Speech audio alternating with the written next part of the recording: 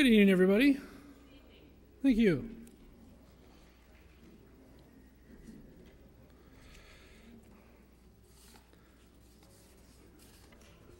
I double-checked with Chuck.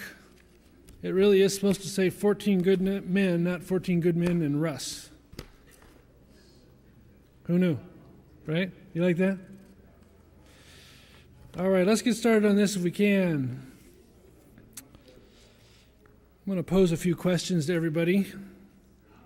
Well, a question at least.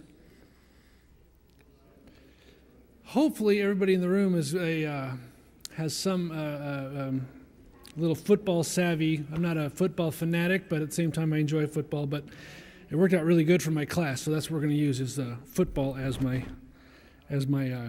more or less my ideology with what we're talking about today. So I'll pose the question: if you knew that use your imaginary head cap here. If you knew that you're the head coach of an NFL football team, and you are going to be playing the 2019 Super Bowl, what would the odds be that you would necessarily be willing to have your entire game plan given to the opposing team you knew you'd be playing in 2019? That's something you'd probably rush to do. Now, let's take it a step further. Aside from giving it to the opposing team, would you be willing to put it on the internet for anyone and everyone to see? I'm going to hope that's not what you're looking to accomplish there. That wouldn't be a good idea. I would like to believe you'd have that much confidence in your team, though, because you know your players. You know how good they are. You know what their abilities are. You know their drive, their desire, their winning fire. But at the same time, when you give away every aspect of your game 2 years in advance, you're giving your opposition an incredible, incredible edge against you. Everything you think you're going to do, they'll already know and have a defense against.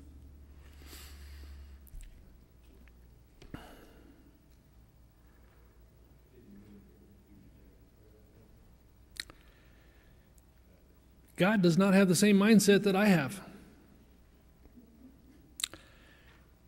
He didn't do exactly what I suggested by putting it 2 years in advance. He went ahead and he gave his game plan centuries in advance. In his playbook, key plays were written centuries before Christ was even born. The devil knew the playbook. He knew it as well, if not better, than anyone else outside of God. Even knowing the plays God would make, back it up here, the devil still blew the game plan. His win was having the opposing team. Let's try that again. He gave his game plan centuries in advance. I thought it'd be funny with an older picture. The devil knew the playbook, and he knew it in advance. He, even knowing God's plays, which he would know all of them, he still blew the game. But God's win wouldn't be to score more points than the others. That wasn't the case that we were discussing. That wasn't how the win would take place. In today's understanding, I have to score more points than you, therefore I win. In God's win, the opposing team needed to sack the quarterback. Satan had his absolute biggest hitters crush Christ to the point that he was killed. In simplicity, if Satan really wanted to ruin God's plan, all he had to do was make sure Christ was never sacked, not once. We have the Sanhedrin. It's made up of 71 men that consisted of the chief priest, elders, men of age and experience, scribes, lawyers, and those learned in Jewish law, Jewish history. These men knew the scriptures, the Old Testament at the time, taught them. They lived by them. They were the supreme court of the Jewish people at that time, and knowing the law should have known every prophecy regarding the Christ coming. just a few prophecies that Christ, the Sanhedrin would definitely know. Genesis 3:15. I'll paraphrase and also shorten, but her offspring will attack your head, and you will attack her offspring's head. Offspring was usually associated and stated as from the male, and this is stating from her. This reference of Christ coming from Mary, the first foretelling of his coming, and the devil specifically knew what it was talking about. Isaiah 7:14, therefore the Lord himself will give you a sign. The virgin will conceive and give birth to a son, and we will call him Emmanuel. Emmanuel meaning God with us. Playbook, absolute. Here it is. This is what I'm doing. Nothing hidden. Genesis 49:10, the scepter will not depart from Judah, nor the ruler's staff from between his feet, until he to whom it belongs shall come, and the obedience of the nations shall be his. 2 Samuel 7:12 through 16, when your days are over and you rest with your ancestors, I will raise up your offspring to succeed you, your own flesh and blood, and I will establish his kingdom. He is the one who will build a house for my name, and I will establish the throne of his kingdom forever. I will be his father, and he will be my son. When he does wrong, I will punish him with a rod wielded by men, with floggings inflicted by human hands. But my love will never be taken away from him, as I took it away from Saul, whom I removed before you. Your house and your kingdom will endure forever before me. Your throne will be established forever. They taught this daily in the Sanhedrin. They knew this. It was coming. There are several. I mean, Malachi, Isaiah is big on several of those. Malachi 3:1, the Lord you are seeking will come to his temple. Isaiah 42:6 through 7 says what Christ is going to do for his people. I find this one extremely difficult. Everybody in the room, tell me has everybody experienced some form of deja vu ever in your life? So, I have the biggest issue with the entire Sanhedrin. So it's made up of 71 men, but then they have their assistants and their assistants' assistants, I'm sure, and somebody else to wait on them hand and foot. But out of all these people, having read and known all the time this passage, they missed the big one of, let's see, so Judas is there asking, well, what do you pay me to take care of bringing Christ to you? Oh, I don't know, 30 pieces of silver. Wait, that sounds incredibly familiar. Learned men, the Supreme Court of their time. It's one of those. It's like the first sentence of the Constitution. They should have known this. They knew where the Sanhedrin is. It's the Supreme Court, but they have their people, and their people knew who the Christ was. They knew who Jesus was. They knew where he came from. They knew he was going to be born out of Bethlehem. They knew he was his mom. They knew his dad. They knew everything about him. They knew all the miracles he was performing. He is fulfilling all sorts of prophecies that they taught and knew. And then comes the time that we need to bribe somebody to bring him out and to point him out, and they offer him 30 pieces of silver. How many prophecies could be written in the Bible that any of you would be willing to? What percentage of prophecies could never be fulfilled or weren't necessarily correct? Now, if you have somebody who's betting on 10 horse races and they get 8 right, you're going to listen to what they say. Now, if you're going to bet 10 horse races, and you know that they are 80% right, but somebody puts a gun to your head and says, if they're not all right, I will shoot you.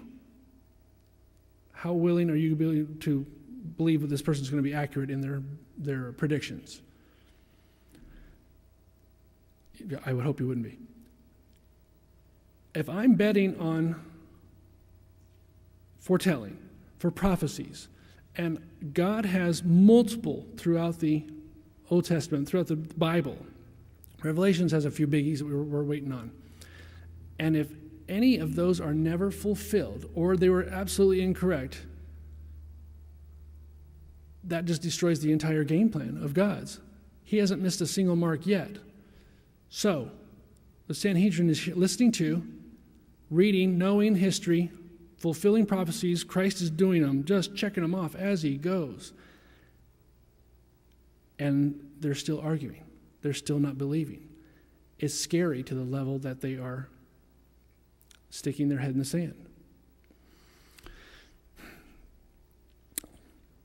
Anyway, Zechariah 11, 12 through 13, that is the one that specifically says, it foretold nearly 600 years prior to Christ's birth, the amount of silver they would pay to betray Jesus. You have to believe some guy is tapping the chief priest on the shoulder going, "Sir, you sure you don't want to give him 31? How's 29 sound? Not 30. Don't do 30 because it's kind of right here." Anyway, so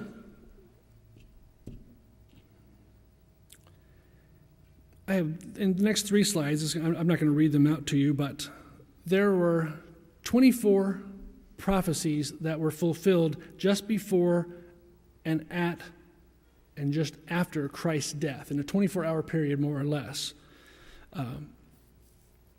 This is the Sanhedrin boned it pretty bad.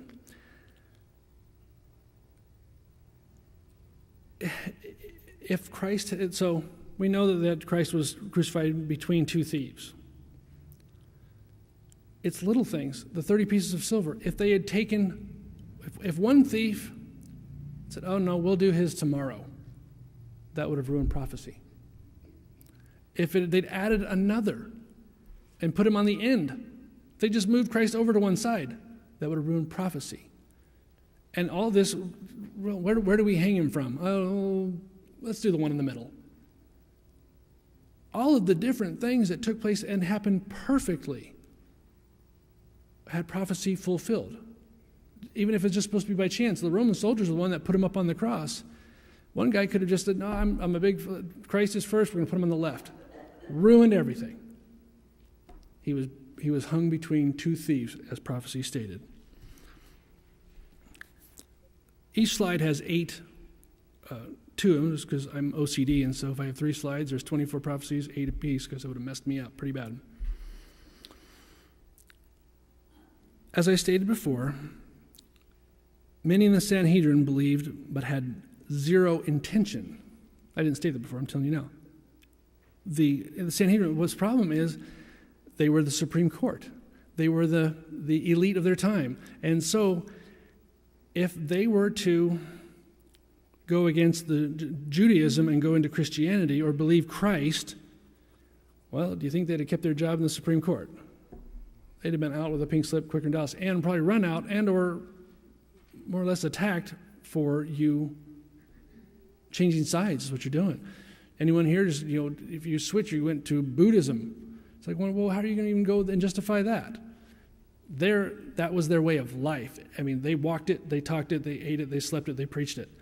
You switch like that, and you'll be run out of town pretty quick. If not, well, Christ was killed. They killed most of the apostles. What's going to go in your favor? Not much. Anyway, it's sad. It's sad the conviction the Sanhedrin had, from where I sit, that they were the leaders. Not a whole lot has changed in politics, I got to tell you that.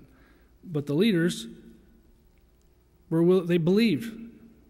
They read all the things. They knew where Christ came from. They knew what he had done. They knew what he was doing. They knew what his name was. They knew that they've seen some of the miracles he had done. But out of personal pride, personal greed, personal, I don't know, just personal, they would rather forfeit what they know to be true to keep their prestige in society right here and right now. And those were the religious leaders of the time. It says a lot for leadership. Had the Sanhedrin accepted Christ with open arms, put a fine robe on his shoulders, a ring on his finger, and given him a palace, then the devil would certainly have won, because that had gone against everything prophecy told us would happen.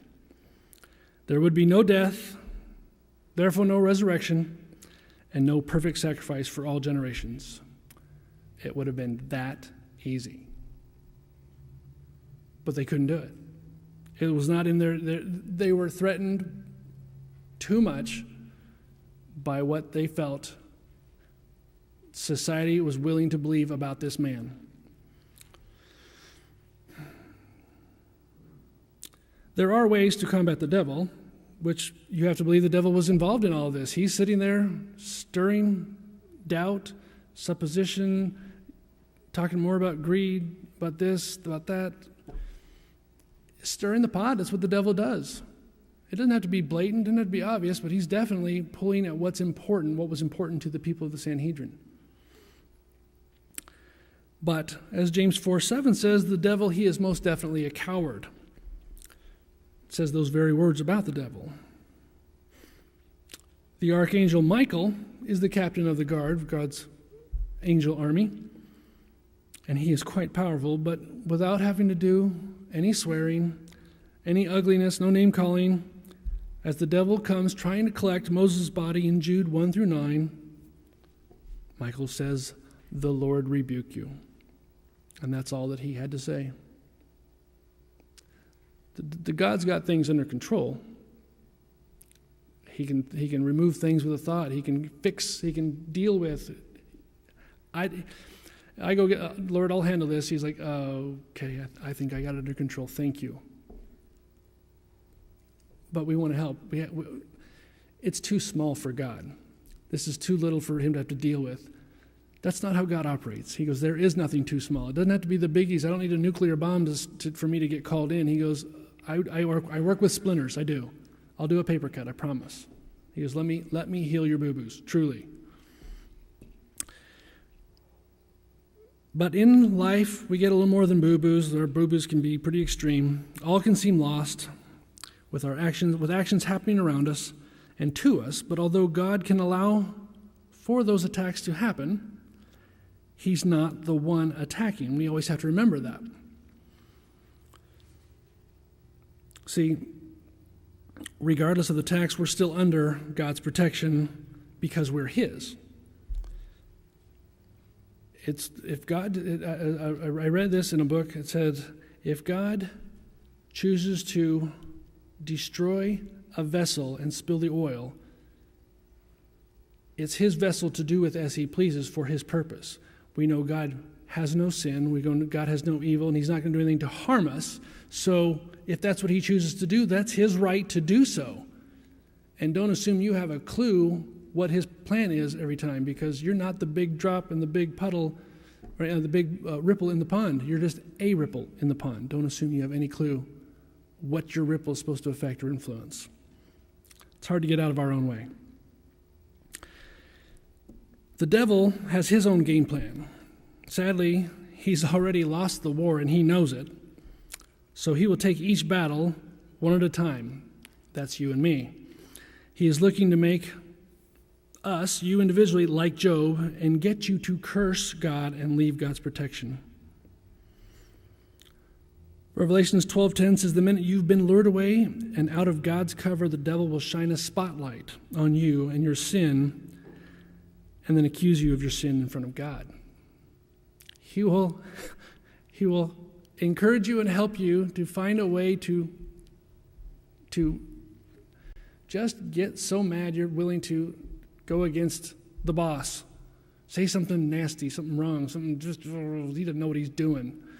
And the minute you do it, he grabs you, pulls you out, and pulls out the tape recorder and plays it for God. Look what he just did. Totally sinned against you. That's what he's going to do. The thing is, because he has lost the war, he's seething with anger. That's just what I see in the movie The Passion of the Christ, when Christ finally gives up the ghost, literally, and dies. He gives up his soul to the Lord. That was the last opportunity that the devil had for Christ to sin and get off the cross before he died. It was it.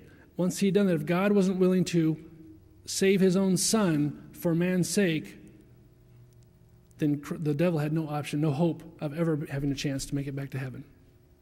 So he is upset. He is irritated. He is fuming. He has a seething hatred for God. He doesn't have the ability to beat God. Sadly, he thought he did. I can't think of what the verse is off the top of my head. It says before a king goes to war, he should look at the opposing army, look at his, and see if he has enough men or the ability to take them and beat them. If not, then he should make arrangements for a meeting and for us to go for just a peace treaty. The devil went after God in heaven. There was a war. We know there was. The devil thought he could take him, and so did 33% of the angels in heaven. That's how many were cast out with him. He thought he could take on God. So that should tell you something about the devil's ability or power. If he thought I could pull it off, he had to flex his muscles and step in front of the mirror and go, I think I got it. I always think of the devil as a squirmy little thin guy with a pitchfork in the tail and just in the shadows with bad teeth. I don't know why it's bad teeth. That's just my thing. But Goliath was puny compared to the devil. The devil could be a little kid just irritating at you to make you do something awful. It could be a sweet old grandmother.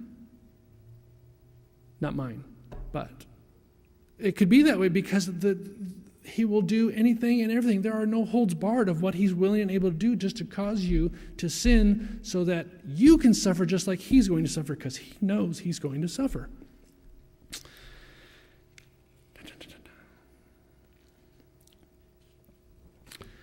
The devil's been defeated. But even though he knows the war is lost, the casualty count is not finished, and the final numbers are far from in.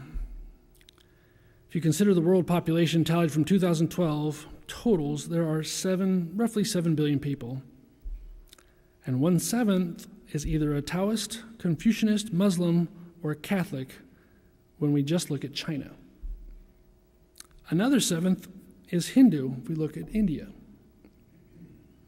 As of 2012, the world has 1.6 billion Islamic followers.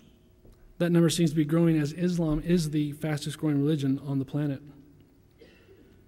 Taking a look at America shows that 22.8% of the American people are atheists from the 2015 Pew Religious Landscape Survey.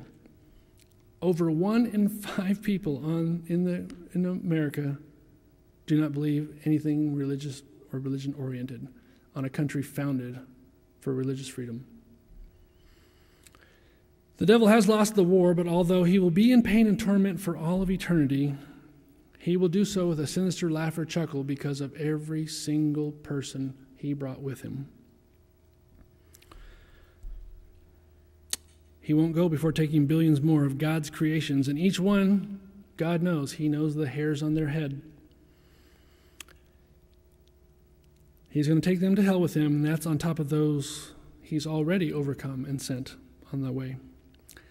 See, God posted his playbook centuries in advance of the big matchup.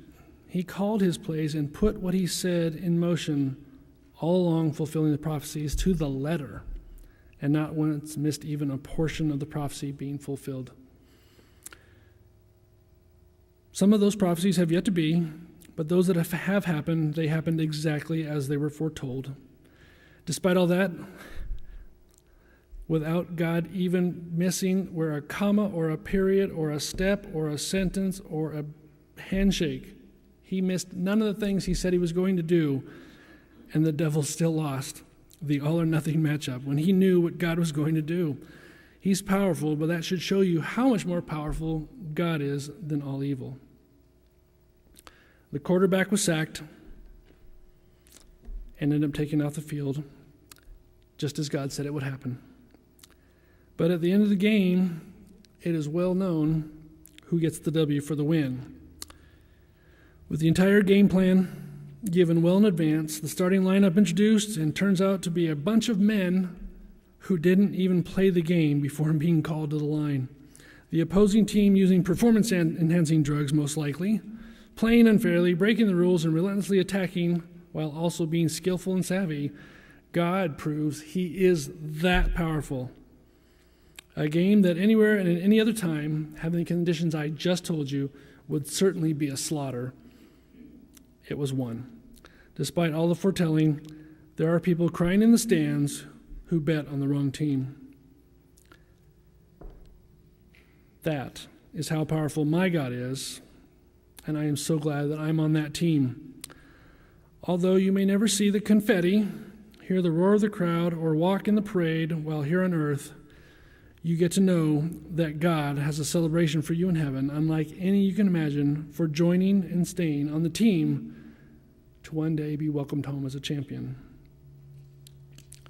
Everything we know that happened, everything we know that's going to happen, I have full confidence in it happening.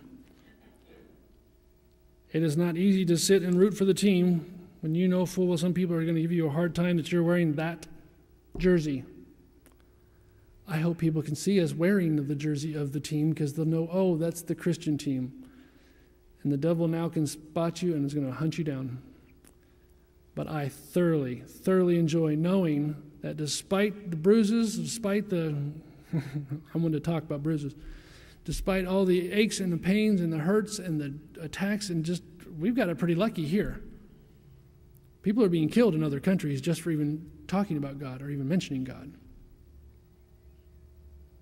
But despite all that, for what tribulations we do endure here, when it's all said and done, we get to go to heaven, and God will give us a parade like nothing else.